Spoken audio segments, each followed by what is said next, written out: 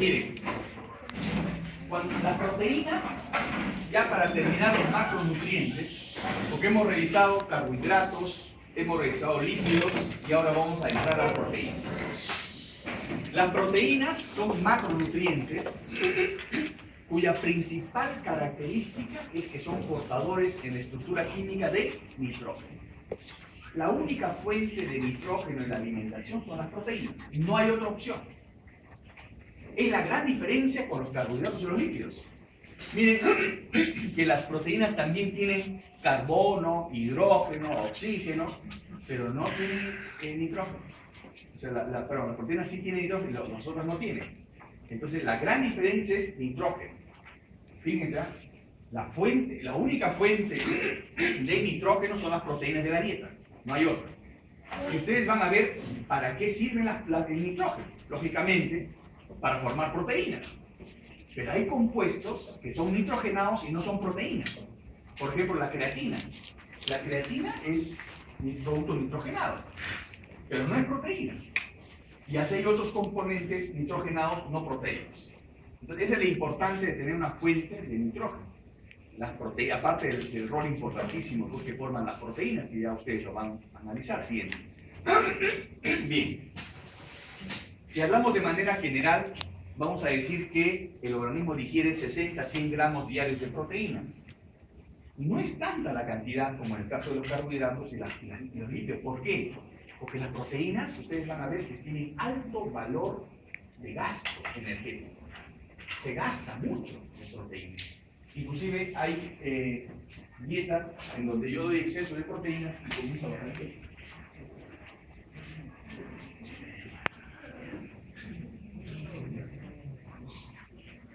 Entonces, si yo consumo más proteínas, por ejemplo, yo puedo hacer que mi organismo trabaje más, porque yo para absorber proteínas gasto más energía. Y por otro lado, las proteínas no se almacenan. Otra diferencia garrafal con respecto a los carbohidratos y lípidos. Las proteínas no se almacenan. No es la glucosa que se convierte en glucógeno o el ácido graso que se convierte en un triglicérido. No, las proteínas no se almacenan. Las proteínas están siempre cumpliendo un rol. Y por ejemplo, hasta el rol estructural. Cuando la proteína forma parte de una estructura, no es que esté ahí pegada como un chicle, sino que está haciendo enlaces para formar la estructura. ¿Y con quién forma más enlaces? Potasio, ¿no? Con el oxígeno, ¿no? Y ahí está, digamos, formando la estructura, pero está formando un rol, pero no está almacenada, no es como el glucógeno, no es como la grasa que está almacenada. Entonces, las proteínas no se almacenan. Ahora, cuando yo digiero proteínas, hay que tener en cuenta que hay proteínas propias del cuerpo, endógenas, parte del jugo digestivo, de la descamación celular. Recuerden que nosotros nos estamos descamando constantemente, ¿no? No podemos como los anfibios, pero no se nota, ¿no? Pero sí, ¿no? El tejido epitelial tiene las mismas características, ¿no? Pero es un tejido que se va renovando frecuentemente, y lo mismo sucede con el tubo gastrointestinal. Se pierden en las heces de 6 a 12 gramos de proteína, o sus correspondientes a 2 gramos de nitrógeno. ¿Sí? Bien, estos son conceptos básicos para ustedes, para que recuerden, ¿no? Miren, aquí llamamos oligopéptido, ¿no? Aquí llamamos polipéptido, aquí llamamos proteínas. Son conceptos estadísticos que hasta ahora se mantienen, ¿no? La clasificación por su forma, por su solubilidad, ¿no? Por su composición, ¿no? Por su densidad, que hemos visto en la parte de las lipoproteínas, y por su carga eléctrica. Las proteínas a nuestro pH son más electronegativas, ustedes saben, ¿no? Ustedes hemos visto esa en la práctica. Y de acuerdo al pH uno puede variar, ¿no? De ácido a básico. Siguiente. Bien. Lo interesante es acá que el proceso de absorción se da con moléculas simples. Por eso es importante la digestión. Conversión de moléculas complejas a moléculas más simples para que éstas se absorban. Las grasas, ¿en qué se convierten? En ácidos grasos, beta-glicéridos, beta-monoglicéridos, glicerol. Carbohidratos en monosacáridos. Proteínas en aminoácidos. Pero ya vamos a ver que no necesariamente los aminoácidos es la forma como finalmente se absorben más. Se van a absorber más como tripéptidos y dipéptidos. Entonces no necesariamente como aminoácidos. Bien. Siguiente. Bien. Cuando hablamos de la digestión de proteínas, tenemos 3 fases didácticamente. Tenemos la fase gástrica, porque comienza la digestión en el estómago. Tenemos la fase pancreática, porque se desarrolla la degradación de las proteínas en el lumen intestinal con la participación del jugo pancreático que desemboca a través del conducto de Wilson, claro, Sí. conducto de Wilson, y ahí desemboca el jugo pancreático y por eso se llama fase pancreática. No porque se lleva a cabo en el páncreas, sino porque es el jugo pancreático que es el principal actor en el lumen intestinal. Y la fase intestinal porque hay enzimas que están pegadas en la velocidad intestinal que completan la degradación de las proteínas. De esta manera tenemos fase gástrica, fase pancreática y fase intestinal. Siguiente. Estas son las enzimas que rompen los enlaces peptídicos, son relaciones muy fuertes, ¿no? Si las enzimas están por dentro, atacan el interior de las proteínas, son endopeptidasas, y si atacan los extremos, son aminopeptidasas o carboxilpeptidasas, de acuerdo al grupo carbonil o al grupo amino, si está más cerca a ellos. Siguiente. Bien, comencemos con la fase gástrica. Cuando uno ingiere una proteína, es muy importante que el estómago conserve la acidez. O sea, uno de los requisitos importantes para iniciar una buena digestión de proteínas es que haya acidez. Una acidez normal. Por eso es importante que ustedes tengan en cuenta que no se trata de inhibir la acidez. Tomar antiácidos o tomar medicamentos para la acidez, no, yo tomo un antiácido y me sentirme bien, o tomo sal de Andrés, o tomo bicarbonato, como dicen las abuelitas, ¿no? Están modificando el pH del estómago. Cuando uno requiere esos medicamentos es porque algo funciona mal. Entonces, tengan en cuenta que están modificando su capacidad de absorción de proteínas. Porque el ácido clorhídrico es importantísimo, no solamente como bacteriostático, sino porque activa la enzima pepsina, el pepsinógeno la pepsina, y además el mismo ácido clorhídrico tiene actividad proteolítica. Recuerden, ¿cuántos son los niveles estructurales de las proteínas? ¿Cuántos? 4. 4. A nivel cuaternario. Están así, ¿no? Sí. Están así. No está así. Este es terciario. Este es cuaternario. ¿Cierto? Terciario. El otro es secundario y primario. ¿No es cierto? Primario. ¿Sí? ¿No? Entonces, si yo comienzo así, es secundario, terciario y cuaternario. ¿No es cierto? Entonces, pero para que se forme todo esto, ¿quién es el enlace base? El enlace peptídico. Sí. Pero para que comience el plegamiento, ¿qué enlace forma el plegamiento? Enlace de hidrógeno, ese es vital. Sí. Si no hay enlace de hidrógeno, no comienza ningún plegamiento. ¿Se dan cuenta? Por eso es que a los enlaces de hidrógeno se les ha llamado los enlaces de la vida. Porque en realidad, si no hay ese plegamiento, no hay la parte estructural, no hay la función de proteína. Entonces, es vital que haya los enlaces de hidrógeno. Entonces, y ese es el problema.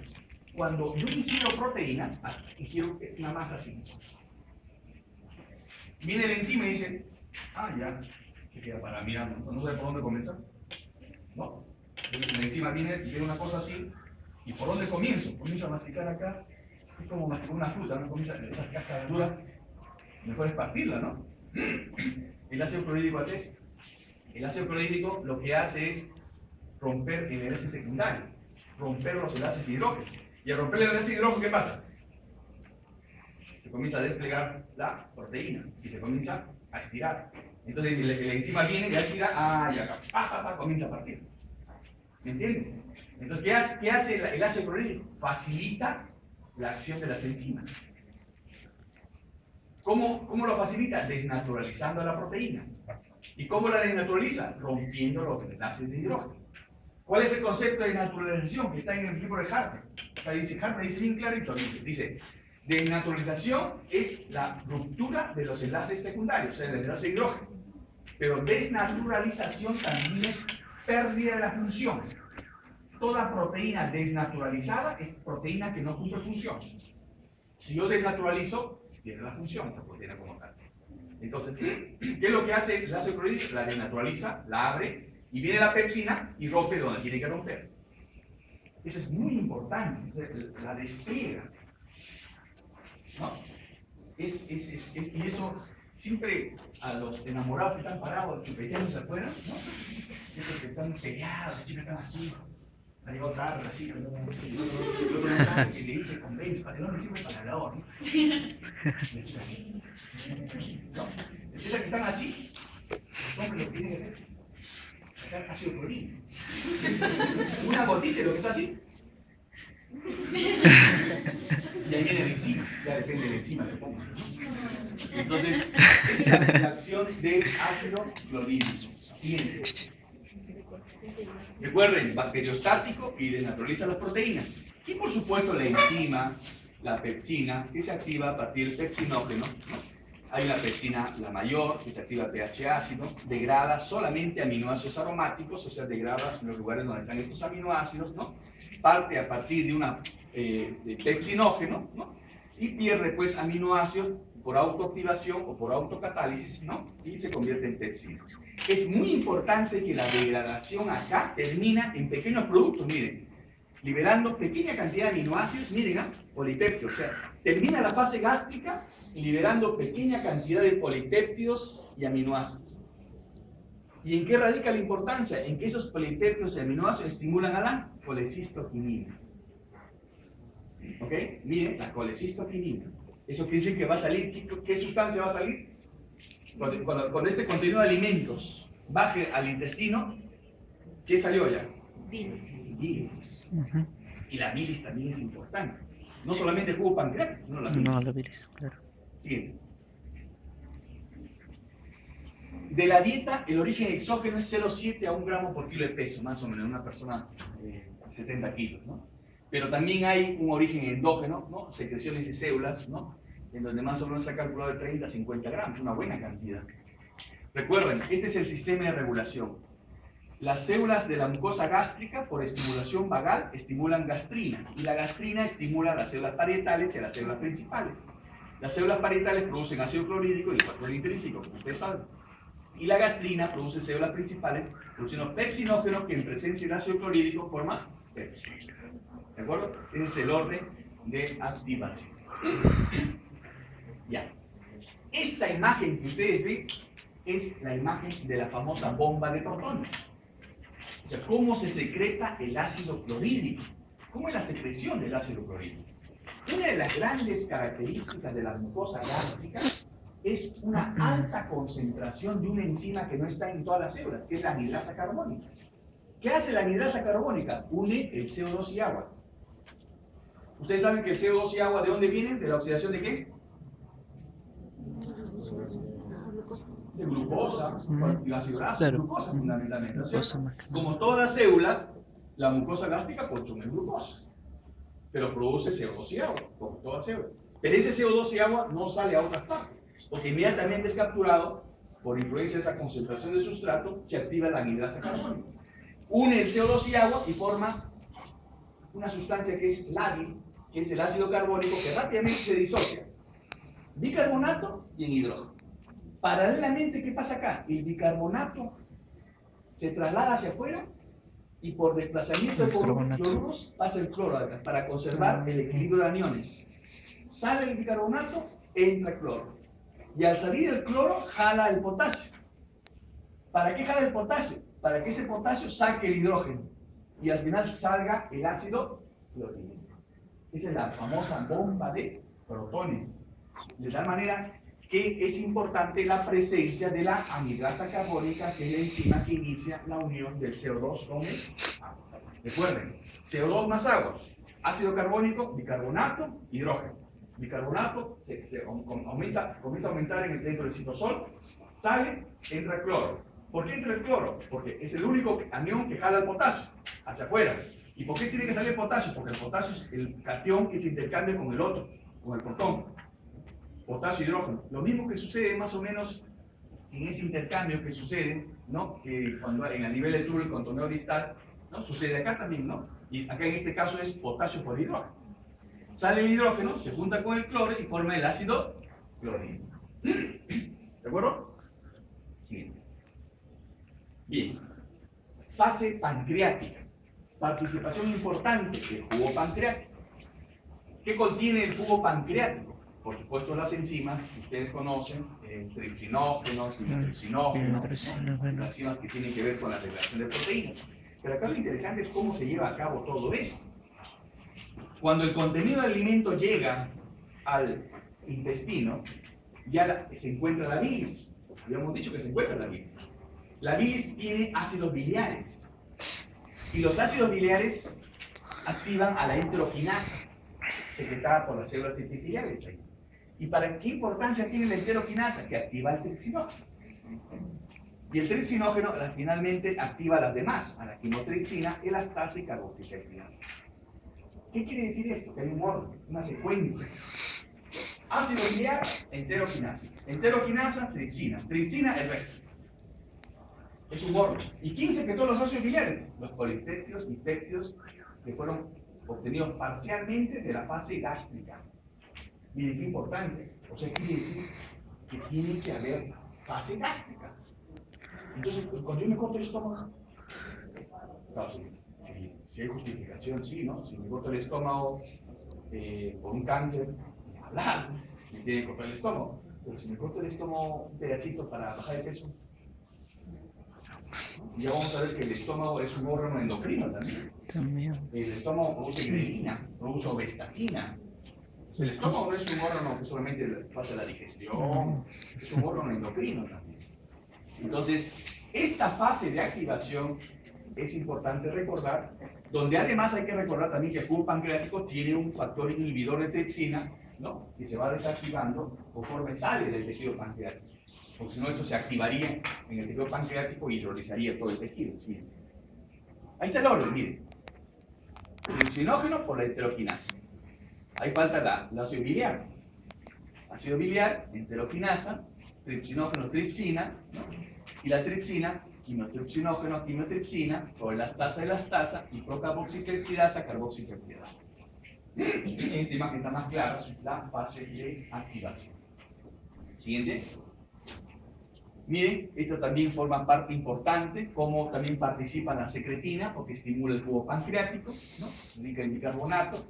O la colecistoquinina estimula la secreción de las enzimas inactivas, como decimos. ¿Y quién estimula la colecistoquinina? Es los aminoácidos y polipéptidos degradados obtenidos parcialmente en la fase gástrica. La interleuquinasa, ya hemos dicho que es importante porque hidroliza el tripsinógeno. ¿Quién la activa? Los ácidos biliares. Entonces, recuerden la secuencia, no se olviden, siguiente. Ahí está el esquema de todas las enzimas. La proenzima, el activador, su punto de acción, que es a este nivel. Miren, la tirosina, fenilalanina y leucina, con la pepsina A. En la tripsina, la arginina y la lisina. En la quimotripsina, el triptofano, la fenilalanina, la metionina y la leucina. En la elastasa, la alanina, la glicina y la serina. En la carboxipeptidasa, la valina, la leucina, isoleucina, alanina. Y la carboxipeptidasa B, la arginina y la lisina. Siguiente. Entonces, la digestión gástrica y la pancreática generan el 60% de oligopéptidos entre 2 y 8 aminoácidos. La superficie intestinal tiene también su participación. Las aminopeptidasas, ¿no? Así como las dipeptidasas, que son las que terminan la degradación en la fase intestinal. Y van originando dipéptidos, ¿no? Que son enriquecidos con prolina, hidroxiprolina y son absorbidos directamente. Siguiente. Ahí está otra vez el lugar donde se produce: estómago, luz intestinal o la membrana, las enzimas, ¿no? Y el sustrato, ¿no? Es el mismo esquema, ¿no? Dándole la participación al lugar de producción. Siguiente. Un aspecto importante es comprender cómo se absorben. Los aminoácidos son un producto importante de la degradación de proteínas, pero más importantes son los tripéptidos y dipéptidos, porque la forma como se absorben más las proteínas son como dipéptidos y tripéptidos. Por eso es que ustedes van a ver en las soluciones de nutrición parenteral, enteral, junto con los ácidos grasos de cadena media están los tripéptidos y dipéptidos. Ustedes van a entender por qué están esas sustancias ahí. Y no hay aminoácidos complejos, polipéptidos o aminoácidos simples. Los aminoácidos entran por transporte activo. Eso quiere decir que requieren consumo de energía. Recuerden, sodio glucosa, sodio galactosa, igualito, sodio aminoácido, igual, consumo de ATP. En cambio, los dipéptidos, ¿no? Se transfieren por difusión facilitada y pasan al canal vascular sanguíneo inmediatamente. Siguiente. Hay carriers, ¿no?, de diferentes tipos para los aminoácidos aromáticos, básicos, ácidos, ¿no? En cada célula hay carriers. Cualquier mutación de esos carriers trae como consecuencia una mala utilización de esos aminoácidos. Siguiente. Y acá están otra vez las enzimas proteolíticas pancreáticas, para que no se olviden, ¿no? Las endopeptidasas inactivas, las activadas, ¿no?, las enzimas, ¿no?, y los lugares y los grupos de aminoácidos. Aminoácidos básicos, aromáticos, alifáticos, neutros o básicos. Siguiente. Y este es el esquema general, que no se deben olvidar, cómo la digestión comienza en el estómago, fase gástrica, fase pancreática y fase intestinal. ¿Okay? Y cómo se lleva a cabo la absorción. Principal producto de absorción, los péptidos y dipéptidos. Los aminoácidos también se absorben, pero consumen energía. Y es el mismo mecanismo de cotransporte que el sodio-glucosa, sodio-galactosa, en este caso es sodio-aminoácido. Siguiente. La digestión deja aminoácidos libres y péptidos pequeños, absorbidos por el sistema de transporte estereoespecíficos. Péptidos hidrolizados por las peptidasas de la mucosa hasta aminoácidos libres. Llegan a la sangre por tal, sirviendo el glutamato y la glutamina para fuente de energía del enterocito. O sea, cuando los aminoácidos pasan por el enterocito, hay dos aminoácidos que se quedan fundamentalmente en él, el glutamato y la glutamina. ¿Por qué? Porque su principal fuente de energía del enterocito es el glutamato y la glutamina. Ya vamos a ver cómo es este mecanismo. Y recordar que la membrana intestinal todavía es permeable en los primeros meses de vida. Siguiente. Entonces, el intestino absorbe aminoácidos libres y pequeños péptidos, ¿no? Aunque la gradiente de concentración es favorable, se requiere un transportador. Y hemos dicho que hay diferentes tipos de transportadores. Algunos son sodio dependientes, como dijimos en el caso del enterocito, ¿no?, que es sodio aminoácido. Pero existen diversos transportadores, ¿no?, según el grupo de aminoácidos, ya sean neutros, aromáticos o iminoácidos, etc. Siguiente. Ahora, en los aminoácidos uno los clasifica de manera muy sencilla, aminoácidos no esenciales y esenciales. Los no esenciales no es que no sean importantes, sino se le llaman mal llamados no esenciales porque en realidad no necesitan estar en el plan de alimentación, porque el organismo es capaz de sintetizarlo. Pero miren cómo se absorben entre 60 y 100 gramos de aminoácidos cada día, y aproximadamente el 40% son no esenciales. De ellos, 12 gramos corresponden al ácido glutámico. Este glutámico se absorbe muy lentamente debido a que el enterocito lo utiliza como fuente de energía por el mecanismo de transaminación. Ya ustedes van a ver qué cosa es transaminación, ¿no? Por ello se absorbe como alanina y se produce cetoglutarato, ¿no? Y el cetoglutarato le falta el ciclo de Krebs y eso ayuda al enterocito para formar energía. Siguiente. Bien. Cuando uno toma en cuenta el fondo de aminoácidos, uno hay que tener en cuenta que hay una fuente exógena, pero también hay una fuente endógena, o sea, uno es capaz de sintetizar. ¿A quiénes sintetiza? Esos no esenciales. Pero hay un grupo de aminoácidos que el organismo no es capaz de sintetizar, y eso se llama aminoácidos esenciales. Esos aminoácidos o se utilizan o se botan, no se almacenan. Por eso le digo, o se forman compuestos nitrogenados proteicos o se forman compuestos nitrogenados no proteicos. Colina, purina, porfirina, adrenalina, ácidos biliares, melanina, tiroxina, purina, niacina, creatina. Son productos nitrogenados no proteicos. Para eso sirven los aminoácidos, para eso sirve el nitrógeno en los aminoácidos.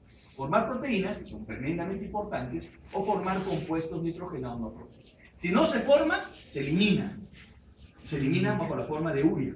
Ya vamos a ver, claro, se eliminan bajo la forma de urea. Ya van a ver cuál es el mecanismo. Por eso, si yo me excedo en proteínas, lo orino, en otras palabras. De nada sirve que me exceda en proteínas. Y eso se ve en los pequeñitos, cuando la mamá desesperada le dan Ensure, Pediasure, Pagro, abre la orina, el pañalcito de los meses, orina amoníaco. Están botando todas las proteínas. ¿Cuál es el factor más importante que permite que haya utilización adecuada de las proteínas? Las calorías. Si yo aseguro las calorías adecuadas a una persona, le aseguro la síntesis de proteína. Si yo me excedo en proteína y no aseguro las calorías, estoy desperdiciando las proteínas. Por eso es que el factor más importante y determinante acá de la síntesis de compuestos nitrogenados en general es la ingesta calórica. Siguiente. Esta es otra manera de ver el problema de la síntesis de proteínas, ¿no? No hay almacén Si no se almacenan, pero no se utilizan, se degradan. Y ya van a ver ustedes en las siguientes clases en qué consiste la excreción del nitrógeno. Siguiente. Esos son los aminoácidos esenciales y no esenciales, ¿no?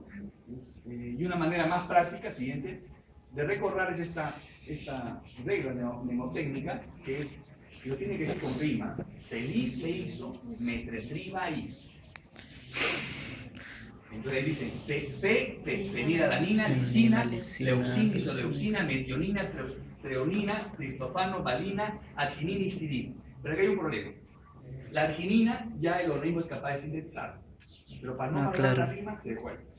Ya. La histidina también se sintetiza, pero no es suficiente, por eso está acá. O sea, todo lo que digan al contrario de los libros está mal.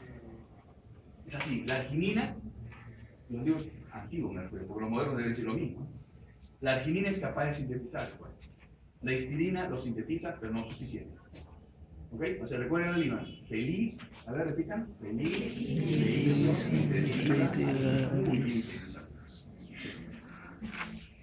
entonces, este fondo común es muy importante porque proviene de la digestión más aquellos generados del recambio tisular, recuerden. Aproximadamente 125 a 200 miligramos al día. El 75% reutilizado para generar proteínas y el 25% restante en gluconeogénesis, cetogénesis, síntesis de productos especiales, hemo, creatina, neurotransmisores, bases úricas y pirimidínicas, melanina, etc. Siguiente. Siguiente. Miren cómo se van metiendo los aminoácidos a lo que ya han estudiado ustedes. ¿Siguen? Mira, al piruvato. ¿Quiénes van al piruvato? Ahí está. Siguen. Miren, ¿quiénes van al acetilcoenzima? Acetoacetilcoenzima, siguen. Al cetolutarato. Sigue la isoleucina al succinilcoenzima. Sigue la tirosina al fumarato. Fumonas. Aspartato. Sigue otro fumón. Al fumarato. Al oxalacetato. Mira, ahí está el aspartato o oxalacetato. ¿Ves? Por eso le digo, el oxalacetato, cuando no hay glucosa, puede formarse a partir del aspartato. Pero tiene que movilizar el aspartato. Siguiente. Ahí está la leucina y el triptofano, van a acetilcoenzima A. Siguiente. Siguiente, ya me perdí. Ya sigue. Ahí está, la leucina. La histidina, sigue. Al cetolutarato, la metionina, heteronina, valina, a la succinilcoenzima A. ¿Se dan cuenta cómo se meten? En las mismas vías metabólicas. Sigue. Listo. Ahora, las hormonas participan en esto. La hormona de crecimiento, como vamos a ver más adelante, no solamente es una hormona que estimula el crecimiento porque estimula la composición del cuerpo, ¿no? Y colabora también con el transporte de aminoácidos. La insulina, ni hablar, hormona anabólica, es la hormona de crecimiento intraútero, no es la hormona de crecimiento. En el periodo intrauterino, la hormona de crecimiento es la insulina, no es la hormona de crecimiento. Siguiente. Los glucocorticoides, aunque tienen un efecto dual, pero estimulan también, ¿no? O reducen la cantidad de proteína. La testosterona también, el anabólico, ¿no? Cuando hablan de anabólico, hablan de testosterona porque favorece el depósito de proteínas. Siguiente. La tiroxina, que de acuerdo al nivel de concentración puede degradar o sintetizar proteínas. Siguiente. Recuerden, las proteínas ingeridas son hidrolizadas en la digestión gástrica e intestinal hasta dipéptidos y aminoácidos. Los aminoácidos pueden, en caso necesario y en ausencia de carbohidratos y grasas, ser utilizados como fuente de energía. O sea, no tienen rol plástico las proteínas. Los aminoácidos glutámico y glutamina ofrecen energía especialmente a ¿quién? Al enterocito. Fuente de energía al enterocito. ¿Preguntas? ¿Preguntas? Oye, dicen bien. ¿Preguntas? Sí. El exceso de proteínas y glucosa y hiperglicemia tiene que ver con la diabetes, ¿también están relacionados? No, en la diabetes no hay exceso de proteínas, en la diabetes hay malproteólisis. Pero tiene que ver algo con ¿Qué cosa? Claro, o sea, cuando no hay insulina, hay un trastorno metabólico general. No solamente carbohidratos, sino lípidos y proteínas. Se degradan lípidos y proteínas. Y la glucosa se altera totalmente porque no hay proteínas. O sea, es un trastorno metabólico general. Por eso es que ustedes hacen un seminario de diabetes, porque así les permite comprender el papel de esta hormona en el metabolismo. Siguiente. ¿Pregunta? ¿No hay preguntas? Ya, entonces quedamos así.